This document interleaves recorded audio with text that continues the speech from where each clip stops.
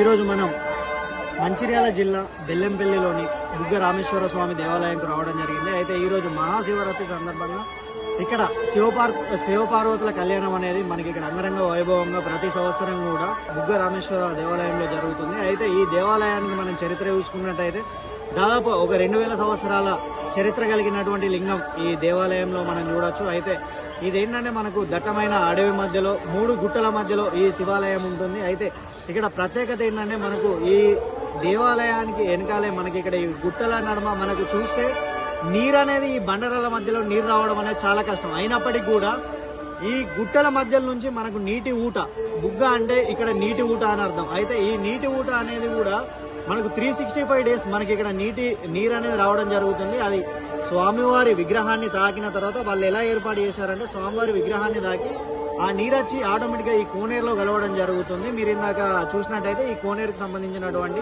వీడియోలో మనం చూడొచ్చు. ఆ నీరు వచ్చి ఇక్కడ ఈ కోనేరులో ఎవరైతే స్నానాలు దూర ప్రాంతాల నుంచి కానీ వచ్చిన వాళ్ళు ఇక్కడ ఈ కోనేరులో స్నానం చేయడం జరుగుతుంది. అయితే ఇక్కడ స్వామివారు ఎంతో మహిమగల్ల స్వామివారు, ఇక్కడ మొక్కిన వారికి కొంగు బంగారం అవుతుందని ఇక్కడ భక్తుల యొక్క గట్టి నమ్మకం. అదేవిధంగా ప్రతి శివరాత్రికి కూడా ఇక్కడ అంగరంగ వైభవంగా స్వామివారి జాతర